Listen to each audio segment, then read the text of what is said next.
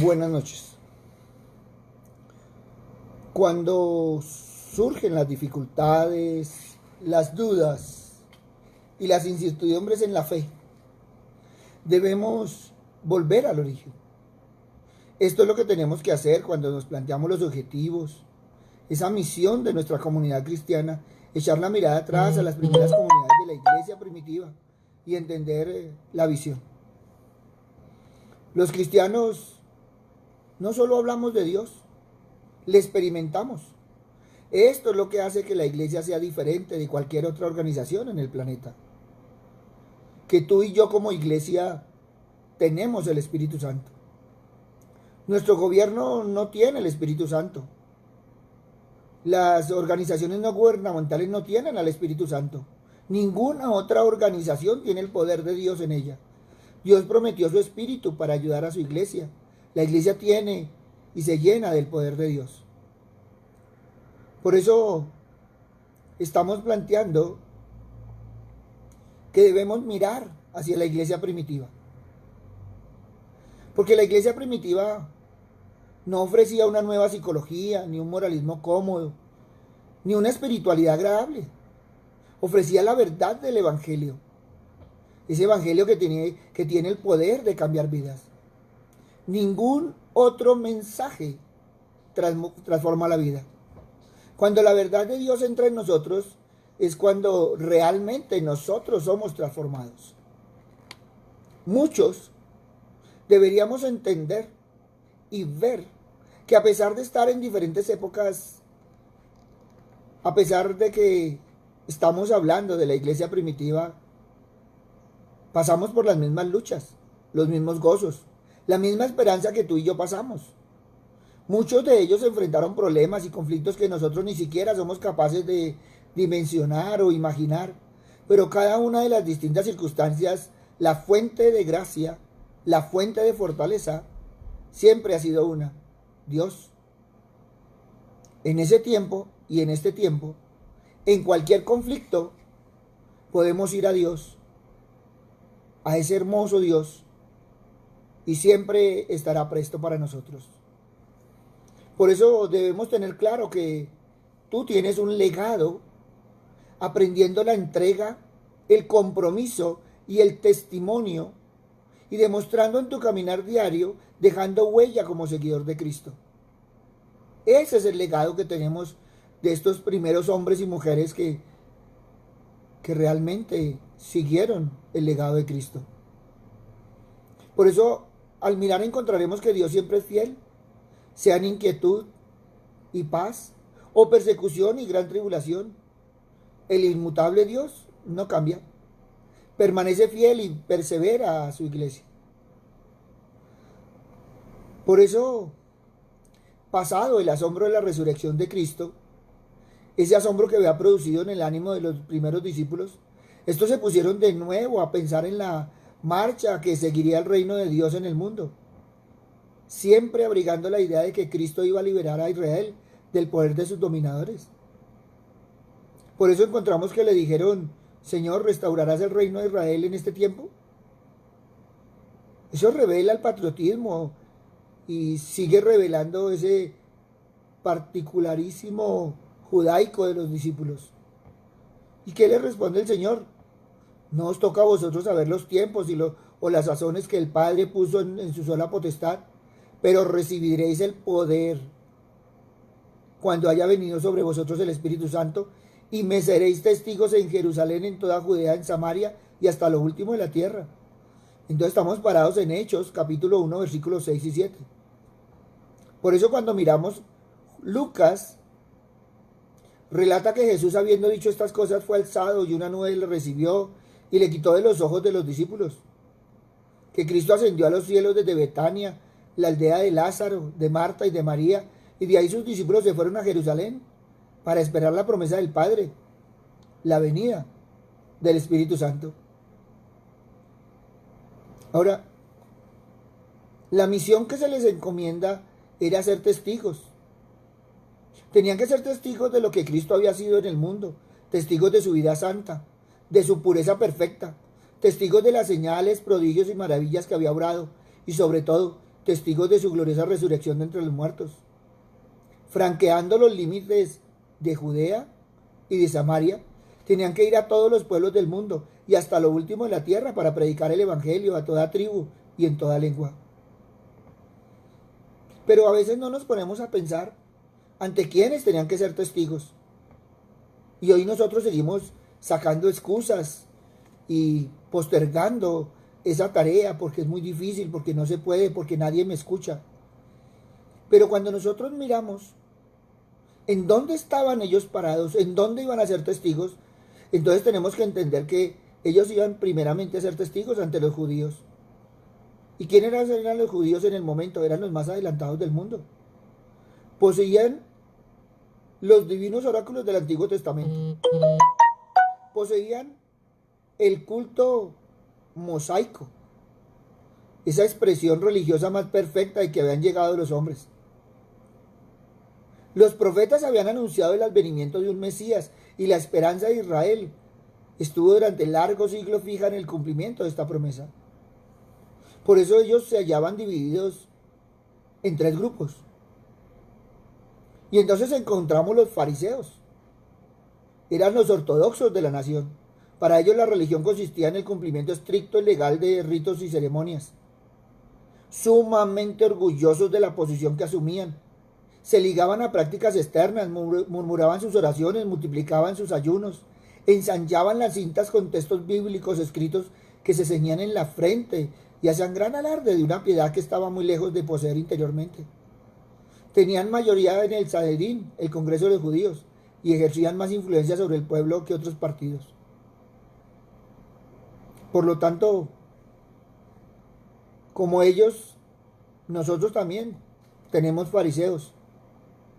No estamos muy lejos. Pero también estaban los saduceos, los discípulos de Sadoc. Era una minoría de oposición. Rechazaban las tradiciones que imponían los fariseos, así como los libros de los profetas, admitiendo solo los 5 libros de la ley. Negaban la vida futura, la inmortalidad del alma y la existencia de ángeles y espíritus. Eran poco numerosos y de poca influencia. Al igual que en ese tiempo, tenemos fariseos y saduceos. Y estaba el tercer grupo, los esenios, una especie de monje que unos 2 siglos antes de Cristo buscaron en las soledades del Mar Muerto un refugio donde estar al abrigo de la corrupción reinante. De ahí se extendieron también a otros de Palestina. Vivían en el celibato, sumidos en un profundo misticismo, llevando una vida contemplativa y en completo antagonismo con la sociedad. Sin suprimir en absoluto la propiedad individual, vivían en comunidad. Eran industriosos, caritativos y hospitalarios. O sea que, ¿qué diferencia hay cuando los primeros testigos les tocó en esa sociedad a la sociedad de hoy? Pero ¿qué les pasó a ellos que después de ese hecho tan hermoso de la resurrección, 10 días permanecieron juntos hombres y mujeres orando y velando, orando y velando? Y entonces llegamos al día de Pentecostés. Y estamos hablando más o menos después de 50 días de la muerte del Señor. Ese estruendo en el cielo. Y la casa donde estaban reunidos se llenó como de un viento recio que corría. Y se les aparecieron lenguas como de fuego que se asentaron sobre la cabeza de cada uno de ellos.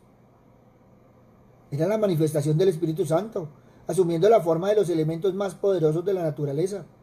Estamos hablando del viento y del fuego. ¿Y todo esto para qué? Para que pudieran empezar a dar testimonio en la ciudad, en una ciudad que enfurecida había pedido la muerte del Hijo de Dios. Estamos hablando que ellos estaban en una ciudad donde los enemigos se jactaban de haber desterrado a Cristo para siempre jamás. Pero ¿saben qué? En una ciudad donde reaparece en la escena, se pasea por las calles, visita el templo, cura a los enfermos y perdona los pecados. Era en las personas de los suyos que el Señor se manifestaba de nuevo en la ciudad donde había sido desechado. Pero también nos dice la palabra que Pedro tomó la palabra y este mismo hombre que tan pusilánime se había mostrado cuando negó a Cristo, lleno de poder y de vida, expuso a la multitud lo que aquel hecho significaba. Les recordó que Cristo, al cual habían entregado y crucificado, había sido levantado por Dios conforme a lo que los profetas habían hablado. La multitud, compungida de corazón al oír sus palabras, clamó diciendo: varones, hermanos, ¿qué haremos? Y Pedro les señala el camino del arrepentimiento. ¿Y de qué estamos hablando? Pues estamos hablando que nació la iglesia de Jerusalén. Una iglesia llamada a tener una corta pero gloriosa carrera. ¿Y dónde nació? En medio de los enemigos. ¿Y dónde predicaron? En medio de todos aquellos que estaban en contra de Cristo. Y a veces nosotros tenemos excusas para no predicar. A veces se nos olvida que tú llegaste a cristiano por el esfuerzo de muchos en transmitir el evangelio del Señor. La primera iglesia cristiana era una iglesia que aprendía la doctrina escuchando la enseñanza de los apóstoles. Una iglesia que vivía en comunión. Una iglesia que vivía celebrando sus cultos en la que era la parte principal el rompimiento del pan, las oraciones. Una iglesia que practicaba la fraternidad, haciendo que los más pobres participasen de los bienes de los más afortunados. Una iglesia que en la actividad exterior no cesaba de dar testimonio a los inconversos, y el poder de Dios se manifestaba obrando diariamente conversiones que venían a aumentar el número de los que componían la hermandad. En esta iglesia se ve en forma admirable la vida, en su trato con Dios, la vida fraternal en su trato con los hermanos, y la vida misionera en su trato con el mundo. Qué hermoso sería si nosotros tuviéramos presente todas estas cosas. ¿Cómo sería de diferente nuestro caminar en la familia, en la sociedad, en cualquier lugar donde nosotros estuviéramos? Ahora, aquí lo estamos viendo color rosa, pero también tenemos que tener en cuenta algo. Las pruebas destinadas a identificar y a intensificar el fervor de los nuevos convertidos no se dejarían esperar por mucho tiempo. Y entonces vemos que a raíz de la curación de un cojo de nacimiento a las puertas del templo y de la predicación que siguió a ese milagro, Pedro y Juan son encarcelados. Y al día siguiente tienen que comparecer ante el Sanedrín. El tribunal judío funcionaba en Jerusalén. Y funcionaba porque los romanos lo habían respetado. Eran 71 miembros. Ancianos, escribas, sacerdotes, bajo un sumo sacerdote. El mismo tribunal ante el cual había comparecido el Señor. Y nos dice la palabra que Pedro, lleno del Espíritu Santo, habló a este cuerpo y allí levantó al Cristo, anunciando que en ningún otro hay salvación, porque no hay otro nombre bajo el cielo dado a los hombres en que podamos ser salvos. Él seguía dando testimonio a pesar de las circunstancias que se encontraba. No tuvo ninguna excusa. Y nosotros a veces nos queremos comparar a la iglesia primitiva. Pero el Sanedrín les intimó, les decía que debían guardar silencio, les prohibían hablar en el nombre de Jesús. Pero ¿qué dijeron ellos? Que no era justo obedecer a los hombres antes que a Dios, y que no podían dejar de hablar de aquellas cosas que habían visto y oído. ¿Y qué estamos viendo? Que a pesar de todas las situaciones, ellos seguían testificando. ¿Por qué nosotros no tenemos esa entereza todavía? Muchos se ufanan de tener el Espíritu Santo. Pero ahí es donde podemos evaluar hasta dónde está el Espíritu Santo contigo. Pero también encontramos que nos habla que cuando Saulo estaba en todo el esplendor de su ardiente fariseísmo, la iglesia de Jerusalén llenaba la ciudad de la doctrina del Salvador. Y entonces Saulo, furioso como un león rugiente, se constituyó en instrumento de la persecución. Lucas en los Hechos y Pablo mismo en las epístolas nos muestran un cuadro vivo de la actividad inquisitorial del joven fariseo. Y aparece en escena Esteban. ¿Y qué tenía que ver Esteban con Pablo? Que cuando Esteban era apedreado, Saulo estaba presente. Lucas lo dice, Saulo asolaba la iglesia y entrando casa por casa arrastraba a hombres y mujeres y los entregaba en la cárcel. Hechos 8:3. Pero también vemos que Pablo, recordando su triste pasado, dice a los judíos: yo ciertamente había creído mi deber hacer muchas cosas contra el nombre de Jesús de Nazaret, lo cual también hice en Jerusalén, y yo encerré en cárceles a muchos de los santos, recibí la potestad de los príncipes de los sacerdotes, y cuando eran matados, yo di mi voto. Hechos 26:9-10. Y cuando uno lee, estos actos fueron repetidos con frecuencia. Él mismo dice, y muchas veces castigándolos por todas las sinagogas. El odio al Salvador y el carácter violento de sus persecuciones se ve en estas palabras. Los forcé a blasfemar y enfurecido sobremanera contra ellos los perseguí hasta en las ciudades extrañas. Y estamos hablando de Pablo, donde su fama de perseguidor era notoria aún fuera de Jerusalén. Es que Ananías en Damasco pudo decir: Señor, he oído de muchos acerca de este hombre.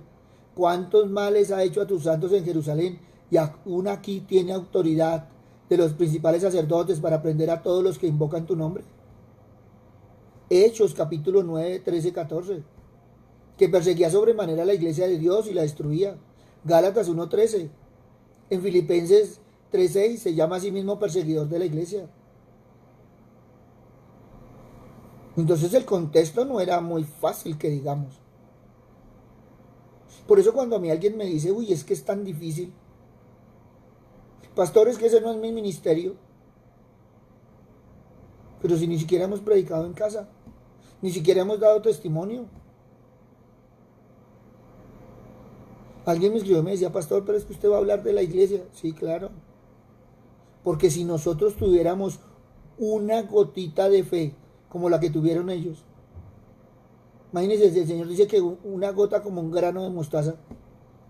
O sea que nosotros no alcanzamos a tener ni la mostaza siquiera. Ahora, encontramos que poco tiempo después es Esteban quien comparece ante el Sanedrín. Y el juicio a Esteban fue duro, pero su testimonio fue noble, juicioso, brillante. Pero tenga en cuenta que la furia de los judíos se desencadenó sobre él.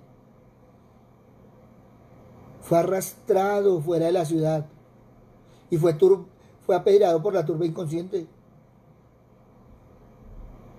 Pero ¿qué hace Esteban? Invoca a Jesús. Implora por sus justicieros, por sus verdugos, que no le fuese imputado ese crimen a sus verdugos. Ahora, ¿qué significa Esteban? Su nombre significa corona. Por lo tanto, si su nombre significa corona, pues vemos que hay una analogía entre el hombre que llevó en la tierra y la corona de la vida prometida por el Señor a los que son fieles hasta la muerte. Por lo tanto, el martirio de Esteban fue la primera señal de una violenta persecución que desoló la iglesia de Jerusalén. Los miembros de la iglesia, salvo los apóstoles, fueron esparcidos por las tierras de Judá y Samaria. Y acuérdate lo que dice la palabra. Saulo de Tarso salaba a la iglesia entrando por las casas de los creyentes y cancelando a hombres y mujeres. Jacobo, hermano de Juan, murió mártir cayendo bajo el cuchillo de Herodes. Pero a pesar de todo esto pudo escribir Lucas: pero la palabra del Señor crecía y se multiplicaba. Hechos 12:24. A ellos no les tocó en la comodidad que a nosotros. El libro de los Hechos es un registro histórico clave de lo que la iglesia primitiva creía y practicaba. Sus capítulos iniciales describen la fundación de la iglesia y sus comienzos. Y sus capítulos finales describen todo lo que hizo Pablo. Todos los hechos de Pablo. La concepción común de muchas iglesias en la actualidad es que Jesús vino para abolir la ley del Antiguo Testamento y que Pablo enseñó que los cristianos ya no necesitaban guardarlas. Pero cuando nosotros vamos a la palabra encontramos todas las cosas diferentes. Hechos capítulo 2 versículo 1 dice: la iglesia del Nuevo Testamento comenzó de una manera milagrosa cuando los miembros estaban reunidos en la fiesta de Pentecostés, también llamada la fiesta de las semanas o de las primicias, de acuerdo con lo que Dios ordenó en Levítico 23 y Deuteronomio 16. Por lo tanto, vemos que Jesús no vino a abolir la ley del Antiguo Testamento. Y que Pablo nos demuestra que también debemos guardarla. Hay una unidad. Hechos 2:46. Perseverando unánime, los primeros cristianos se reunían diariamente en el templo. ¿Cada cuánto? Diariamente. Ahorita cada uno tiene sus excusas. Y son respetables, toda excusa es respetable. Porque como dice la palabra del Señor, al Señor daremos cuentas. Hechos 5, 19, 20. Después que los apóstoles fueron liberados de la prisión, un ángel les dijo que continuaran enseñando en el templo. Hechos 5, 21, 25 y 42. Los apóstoles continuaron enseñando en el templo. Hechos 5, 32. Pedro enseñó que Dios da su Santo Espíritu a los que le obedecen.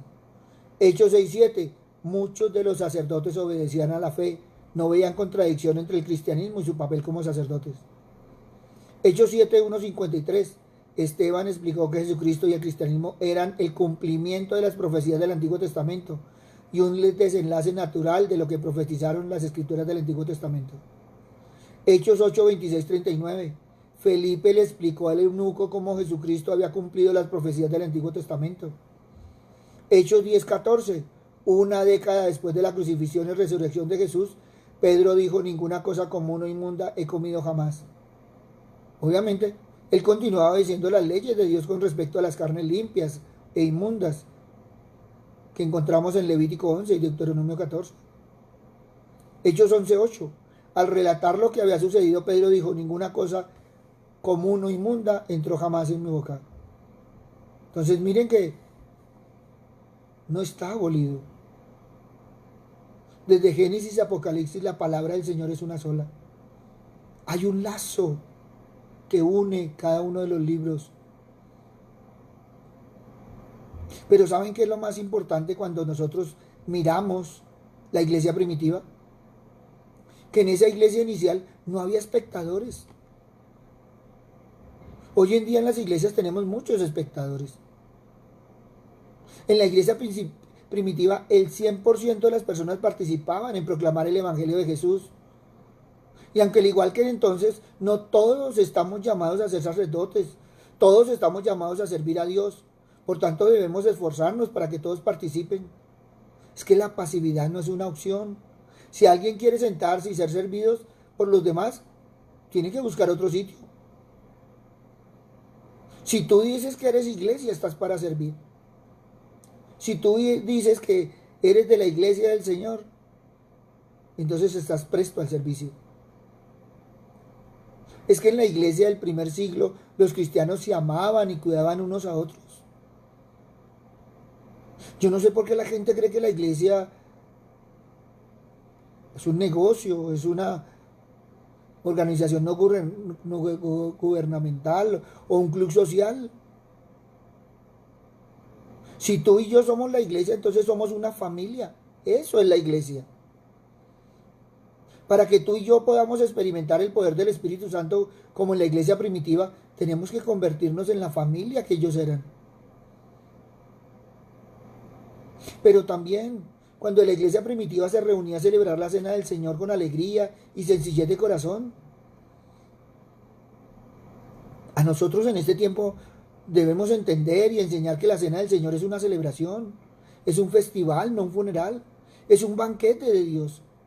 Cuando la cena del Señor es alegre, ordenada, la gente quiere estar allí porque busca alegría. ¿Tú crees que si nuestras iglesias estuvieran llenas de corazones alegres, de palabras alegres y de vidas llenas de esperanza, no atraeríamos a los alejados? Todo el mundo quisiera estar ahí. A ti y a mí se nos ha olvidado muchas veces que los apóstoles de la iglesia primitiva obedecieron los mandamientos de Cristo. Marcos 16:15, predicad el evangelio a toda criatura. Colosenses 1:23.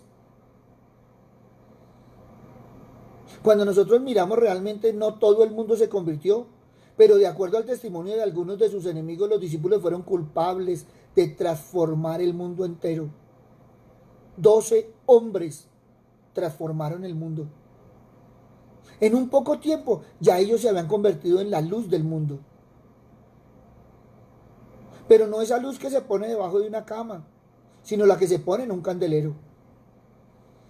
Ellos eran como una ciudad asentada sobre un monte que no puede esconderse.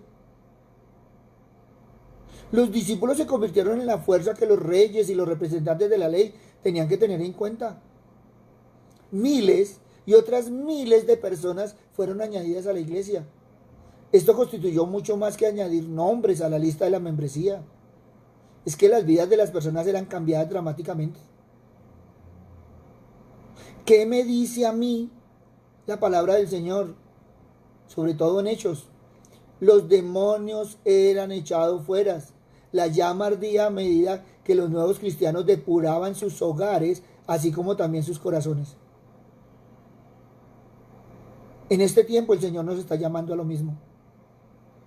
No creas que eso es de los hechos, que eso es allá en el pasado.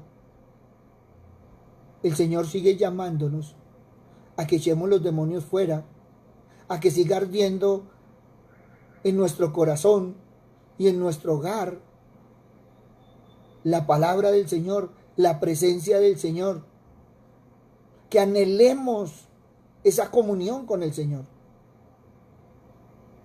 Es ahí donde vamos a ser diferentes y es ahí donde realmente vamos a ser iglesia. A nosotros nos fascina decir que somos iglesia, pero cuando miramos qué es ser iglesia, wow, deberíamos evaluarnos el corazón. Por eso, así como hemos hablado de Dios como Padre y de nosotros como hijos, también debemos hablar de nosotros como familia, porque la iglesia es la familia de Dios. Y todos somos familia en el Señor. Y es ahí donde tenemos que evaluar si realmente somos de esa familia.